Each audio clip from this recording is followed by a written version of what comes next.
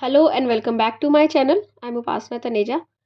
सो आज की जो ये वीडियो है, this is fifth lecture of complex integration. इससे पहले हम 4 लेक्चर्स ऑलरेडी डिस्कस कर चुके हैं, जिसमें हमने कॉम्प्लेक्स इंटीग्रेशन को स्टार्ट किया था, कॉशी थ्योरम पढ़ी और कुछ एग्जाम्पल्स भी करे हैं। ठीक है। और हमने लास्ट लेक्चर में एक्सटेंशन ऑफ कॉशी थ्योरम पढ़ा, जहाँ पे हमने ये देखा कि जब हम कॉशी थ्योरम को एक्सटेंड करते हैं तो कैसे पाथ के इंडिपेंडेंट इंटीग्रल होता है। ठीक है। और कॉशी थ्योरम जो होती है वो एक क्लोज्ड डोमेन में क्या कहती है कॉशी थ्योरम, कि अगर क्लोज्ड डोमेन में फंक्शन एनालिटिक है तो उस फंक्शन का इंटीग्रल क्या होगा, ज़ीरो होगा। ठीक है। आज हमने क्या करना है, आज के लेक्चर में पहले हम ये थ्योरम करेंगे कि extension of Cauchy integral theorem क्या है अगर हम इसको मल्टीपली कनेक्टेड डोमेन्स पे अप्लाई करें।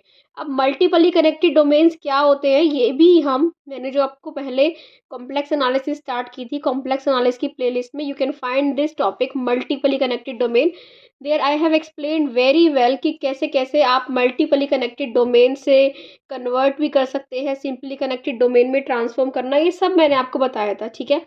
तो आज के लेक्चर में हम इसी थ्योरम पे फोकस करते हुए और फिर इसके 2 एग्जाम्पल करेंगे, जहाँ पे आप ये देखोगे कि कैसे मल्टीपली कनेक्टेड डोमेन दे रखा हो तो कैसे हम उसको सिंपली कनेक्टेड में बनाएंगे और कैसे ये देखेंगे कि उसका इंटीग्रल सॉल्व होता है। ओके।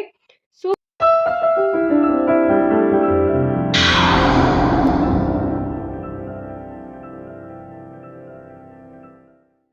क्या है ये extension of Cauchy integral theorem to multiply connected domains. Okay. उसके लिए हम क्या करते हैं, सबसे पहले हम कोशिश कीजिए, हम डबली कनेक्टेड डोमेन लेते हैं। ठीक है। This is a doubly connected domain. ये ले लिया हमने C1, ये ले लिया हमने C2। ओके। तो हम क्या कर लेते हैं, डोमेन D, और ये क्या है, डबली कनेक्टेड है ना। तो ये क्या है, कंसीडर अ डबली, अगर आपको फास्ट करके देखना हो तो आप फास्ट करके भी देख सकते हैं। ठीक है। डबली कनेक्टेड डोमेन, हमने एक डबली कनेक्टेड डोमेन लिया हुज आउटर, जो आपका आउटर है और इनर बाउंड्री है, outer and inner boundary curves कौन कौन से हैं, C1 एंड C2 है। ठीक है। Outer and inner boundary curves are C1 and C2। Okay. अब हमने क्या करना है, कोई एक फंक्शन लेना पड़ेगा जिसका हम इंटीग्रल देखेंगे। लेट करते हैं कि लेट जो एफ जेड है, f Z be an analytic function. आपको अब अगर कॉशी थ्योरम याद हो तो आपको ये पता होगा कि अगर कॉशी थ्योरम होती है किसी भी डोमेन में, क्लोज डोमेन जो होता है, तो उस फंक्शन का इंटीग्रल क्या होता है, ज़ीरो होता है। ठीक है। तो यहाँ पे हम क्या लिख रहे हैं, F Z be an analytic function in the doubly connected domain D. ये डबली कनेक्टेड है, इसमें ये एनालिटिक है एंड ऑन C1 पे भी एंड C2 पे भी। Then we need to prove, क्या कहती है ये थ्योरम, हमें क्या प्रूव करना है, we need to prove that along C1 f Z D z की जो वैल्यू होती है वही वैल्यू किसके अलोंग होती है, along C2 f Z D Z. Okay. और जो ये होता है, अच्छा अब हम देखो कैसे करते हैं, यहाँ पे प्रूफ देखिए। जो ये डबली कनेक्टेड डोमेन है, क्या मैं इसको सिंपली कनेक्टेड बना सकती हूँ, आपको सिखाया था मैंने बनाना, बहुत ध्यान से देखिए, बहुत सिंपल है। एक पाथ बना देते हैं, है ना। एक ये C1 वाला था। अब सबसे पहले हम यहाँ से अपना पाथ शुरू करते हैं। ठीक है। ये D डोमेन है। ओके। ये इस पॉइंट को P ले लीजिए। ओके। P जा रहा है, R जा रहा है। ओके। ऐसे करते करते करते करते, ये तो C1 डोमेन है ना, करते करते यहाँ पे हम इसको क्या ले लेते हैं, S। इसी पॉइंट को P, जहाँ से हमने ये पाथ बनाया है ना, इसका ये क्या हो गया, Q है, ये भी क्या है, Q है। अब उसके बाद ये यहाँ से गया, ये यहाँ से गया, ये यहाँ से गया, इसको क्या ले लेते हैं, T U। तो ये एक क्या बन गया, पूरा पाथ बन गया, जिसको हमने एक छोटा सा कट दे दिया ताकि हमने इसको क्या करें, ये क्रॉस कट्स बोलते हैं इनको हम, इसको हमने बड़ा दिखाया है बट एक्चुअल में ये सेम पॉइंट है, जस्ट हमने कट दे दिया। इसको मैंने आपको अपनी पहले वाली वीडियोस में अच्छे से एक्सप्लेन किया है ना, कि कैसे कैसे आप सिंपली कनेक्टेड से सॉरी मल्टीपली कनेक्टेड से सिंपली कनेक्टेड में जाते हो। ओके, सो इसमें हमने ये बना लिया। अब ये एक क्लोज कर्व बन गया, क्लोज कर्व है ना, क्यों? अब क्लोज कर्व के अलोंग कॉची थ्योरम क्या कहती है? वो ये कहती है कि इस क्लोज कर्व के along F Z D Z zero होगा। कौन सा क्लोज कर्व है? नाम दे सकते हैं हम इसको, P R S P Q, S P Q T U Q P, T U Q P. इसके अलोंग क्या है? ये इंटीग्रल की वैल्यू क्या है? जीरो है। ठीक है, ओके। दिस इम्प्लाइज, क्या हम इसको हम ब्रेक कर ले? Along P R S P ले लो, पी आर एस पी यहाँ तक का ले लो, F Z D Z, okay, P Q F Z D Z, Q T U Q, okay, F Z D Z plus Q P F Z D Z equal to zero. तो इसका मतलब ये क्या हो गया? दिस इज इक्वल टू, एक ये हो गया C1 path f Z D Z plus एक ये हो गया C2 path f Z D Z equal to zero. ठीक है, इसको आपने C1 दे रखा है, आप इसको C2 स्टार बोल दो, C1 इसको क्या बोल दो? C2 स्टार, ताकि लास्ट में हमारे पास C2 आ जाए। आप C2 भी बोल सकते हो, तो लास्ट में C2 स्टार आ जाएगा। बेसिकली कहना ये चाह रहा है कि जब मैं इसको इक्वल टू के उधर ले जाऊंगी तो ये माइनस बन जाएगा, यहीं पे कर दूं मैं, इक्वल टू के उधर ले जाएंगे तो ये माइनस बन जाएगा। C2 स्टार अगर मैं इसको नाम देती हूँ, तो माइनस C2 स्टार को हम क्या दे देते हैं? पाथ को हम अगर ऐसे कर दें, अब इस टाइप से पाथ की डायरेक्शन चेंज कर दे, ये डायरेक्शन थी ना, तो हम ये कर दे, तो C2 की डायरेक्शन अब ये हो गई। ठीक है, तो इसका नाम हम दे देते हैं C2 is equal to C2 f Z D z. ये मैंने आपको लास्ट लेक्चर में, अगर आपको याद हो तो, इंडिपेंडेंस ऑफ पाथ कराया था ना, तो यही चीज कराई थी, तो वो भी आप देख सकते हो। तो बेसिकली तो जो ये C होता है किसके इक्वल हो जाता है? C1 प्लस C2 के। बेसिकली ये चीज याद हो कर लो, है ना। तो ये एक्सटेंशन ऑफ कॉची थ्योरम ये थी कि क्लोज करो एक्स, हमने क्या किया? मल्टीपली कनेक्टेड डोमेन अगर हमारे पास होंगे तो हम इस टाइप से ब्रेक कर लेंगे। एग्जाम्पल में देखना अभी हमने क्या करना है। मल्टीपली कनेक्टेड कब से रखे होंगे? हम ब्रेक कर लेंगे, ब्रेक करने के बाद क्या करेंगे? C1 पे निकाल लेंगे, C2 पे निकाल लेंगे, उन दोनों को ऐड कर देंगे, पूरे का आंसर आ जाएगा। बहुत ईजी है, देखो कैसे करना है। एग्जाम्पल देखो। सो नाउ लेट्स सी कि ये एग्जाम्पल क्या है। बहुत इंपॉर्टेंट एग्जाम्पल है, बहुत इजी एग्जाम्पल है। एक बार आप समझ जाओगे तो आपके लिए ऐसे क्वेश्चन करना बहुत ही ईजी हो जाएगा। ठीक है, आपके पास ऐसे क्वेश्चंस आते हैं using the Cauchy integral theorem. आपको माइंड में क्लियर है कि कॉशी इंटीग्रल थ्योरम क्या है एंड इट्स एक्सटेंशन। एक्सटेंशन क्या है? एक्सटेंशन ये कहता है कि अगर आपका डोमेन जो है वो मल्टीपली कनेक्टेड हो, तो अलोंग C1 या C2 कितने भी कर्व हो, हमने डबली कनेक्टेड का भी प्रूफ किया था ना, तो बेसिकली कितने भी हो आपके, C1 हो, C2 हो, C3 हो, जितने भी कर्व हो, तो क्लोज इंटीग्रल ऑफ C किसके इक्वल होता है? बेसिकली ये देख लो, तो जो भी C1 plus C2 C3 up to सोन, इस टाइप से आप अलग अलग अपने डोमेन को मल्टीपली कनेक्टेड बना सकते हो। ठीक है, तो इसका यूज कैसे होता है वो हम यहाँ देखेंगे। वो कह रहा है using the Cauchy integral theorem, इसका एक्सटेंशन आपको इस इंटीग्रल को सॉल्व करना है। ठीक है, हेयर एफ जेड क्या है आपका? You have F Z 1/z z+2।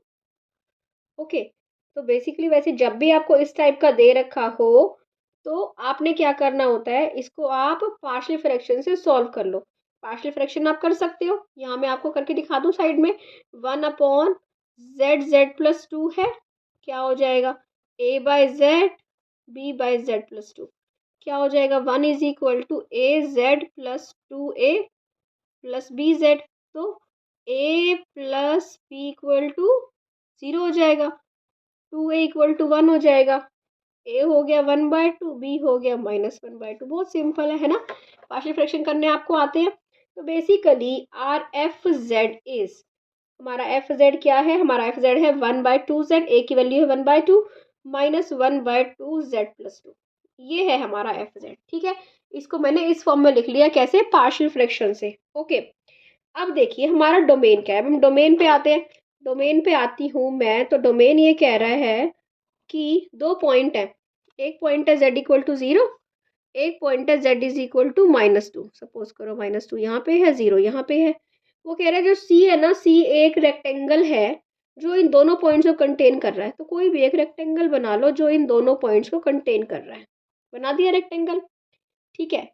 अब वो कह रहा है कि अब इस इंटीग्रल को निकालो। अब हमारा ये डोमेन है। अब क्या इस डोमेन को, ये सिंपली कनेक्टेड है। अब मैं इसके अंदर देखूंगी तो फंक्शन एनालिटिक नहीं है। अब हम क्या कॉशी थ्योरम, उसकी एक्सटेंशन कैसे अप्लाई करेंगे। अब इसको हम मल्टीपली कनेक्टेड बना दे। कैसे, एक हम ले लेते हैं कर्व C1 सर्कल, इसको एक सर्कल में ले लिया इस पॉइंट को, और इस पॉइंट को भी एक ऐसे सर्कल में ले लिया, दो ले लिए, एक C1 ले लिया, एक C2 ले लिया। अब इन दोनों डोमेन में आप C1 में देखो, take C1 and C2 such that, इस टाइप से लो कि जो C1 वाला सर्कल हो वो इसको पॉइंट को ना ले, और C2 वाला सर्कल हो वो इस पॉइंट को ना ले। इस टाइप से हमने दो डोमेन ले लिए, ठीक है। तो आप जो C1 एंड C2 हैं, lying entirely inside C। Okay, तो मैं थोड़ा सा लिख देती हूँ इसको। सो क्या है ये, क्या लिखेंगे इसको, लिखिए C1 एनक्लोज, पहले एनक्लोज कर दीजिए, enclose z equal to 0 and z is equal to -2 by two circles, by two circles. Two circle से कर ले। C1 कौन कौन से लिए सर्कल, एक ले लो C1, एक ले लो C2। Okay, lying inside C, and ये बहुत ध्यान से लिखना है कि not intersecting each other, not intersecting each other. Then अब आपका डोमेन क्या हो गया, domain C is multiply connected, multiply connected. This then applying extension of Cauchy's theorem। अब Cauchy थ्योरम का एक्सटेंशन हम अप्लाई कर देते हैं, applying extension of Cauchy's theorem. ठीक है, कैसे अप्लाई करेंगे, ये है C1/2z -1/2z+2 dz। ठीक है, क्या कहती है कॉशी थ्योरम, बहुत सिंपल है, यही तो कहती है कि इसको C1 को अलग कर लो। C1 1/2 दोनों में ये बाहर ले लेते हैं, 1/z -1/z+2 dz। Okay, plus 1/2 इसी का ही इंटीग्रल C2 के अलॉन्ग भी ले लो। ठीक है, अब जब आप C1 को देखते हो, C1 में बहुत ध्यान से देखना कितना सिंपल आंसर आएगा। ठीक है, अलोंग C1 देखो, सबसे पहले C1 कौन सा सर्कल है, ये है। C1 में z इक्वल टू 0 है, तो ये फंक्शन तो एनालिटिक नहीं है, तो इसके ऊपर तो अप्लाई होगी नहीं, है ना। बट इसके ऊपर अगर हम -2 देखें तो वो इसमें लाई नहीं कर रहा, तो इसके ऊपर अप्लाई हो जाएगी। तो अलोंग C1 1/z+2 क्या होगा, 0 होगा, है ना, अलोंग C1। और अलोंग अगर आप C2 देखो, अलोंग C2 अगर देखोगे, C2 सर्कल को देखो अगर, तो इसमें ये वाला 0 पॉइंट लाई नहीं कर रहा, तो इसमें 0 पॉइंट के ऊपर तो अप्लाई होगी नहीं, किसके ऊपर अप्लाई हो जाएगी, -2 के ऊपर अप्लाई हो जाएगी। तो 1/0 तो बाहर है, तो -2 तो सॉरी -2 नहीं होगा सॉल्व, क्योंकि -2 क्या है, इसके अंदर है। -2 पे एनालिटिक नहीं है फंक्शन, पर 0 पे तो एनालिटिक है। ठीक है, तो 0 पे एनालिटिक है, तो 1/z dz की वैल्यू क्या हो जाएगी, 0 हो जाएगी। यहाँ भी dz लगा दो। ओके, तो अब हमारा फंक्शन 1/zz+2 dz क्या बचा, इज इक्वल टू, ठीक है, 1/2 है पहले वाले के केस में। इस केस में देखें अगर, तो 1/z+2 की वैल्यू 0 है, पर इसका 1/z का इंटीग्रल क्या होता है, ये मैं आपको करा चुकी हूँ। 1/z की पावर n का, z की पावर n का जब हमने करा था तो हमने देखा था जब n इक्वल टू -1 होता है तो इसकी वैल्यू होती है 2πi।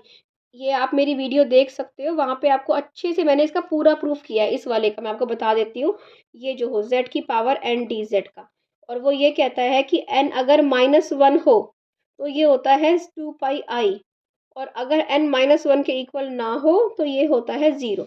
ठीक है, n-1 मतलब 1/z बन गया। अब ये किसी भी सर्कल के अलोंग हो सकता है। ऐसे ही अगर हम z की जगह z+2 z+3 कुछ भी ले लें तो उसके लिए भी हम ऐसे ही सॉल्व करते हैं। ठीक है, तो अब यहाँ देखो इसकी वैल्यू हो जाएगी 2πi, और z+2 वाले का क्या था आंसर, 0 था।